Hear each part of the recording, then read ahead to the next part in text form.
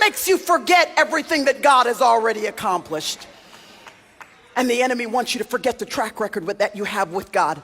He wants you to forget all the goodness of God. So when you're afraid, when you feel it, it's human to feel it. There's nothing wrong with feeling it. You have to just decide, like Jehoshaphat did earlier, to pivot your attention, to not fix your eyes on the thing that's making you afraid, but to intentionally fix your eyes on Jesus, the one who can do something about the thing that's causing the fear in the first place.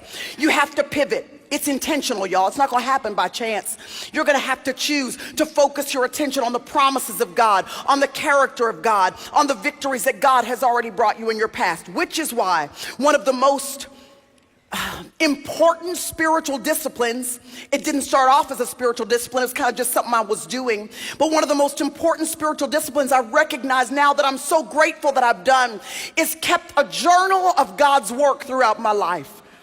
Listen, if you've never started doing that, I'm going to encourage you to do it now. And I'm not the kind of organized, I've always admired those women with their little colored pencils and their new journal. They start every year out with the new journal. I'm not that kind of sister. I'm not the one that's going to sit down and write every day the details of everything that has happened throughout my day. That ain't happening. But when something happens in that month or 3 months later where I see the hand of God orchestrating events that other people would call coincidence, or when I look back on something and I realize, you know what, it felt like an interruption at the time, but now I see it was a divine intervention.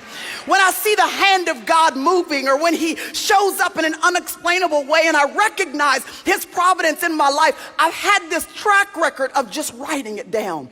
Y'all, this has been the best tool for me, an instrument that has been used when I get into a season of life where I feel afraid or nervous, or I have a little anxiety about something that's happening in my personal life or ministry life or career life. In any way, when I have fear and I feel like it's going to incapacitate me, that I don't even want to show up because I'm not capable, I'm not skilled, I'm not trained in that, I'm not the one who's best suited for that, I open up my journal and I look back to what God has already accomplished.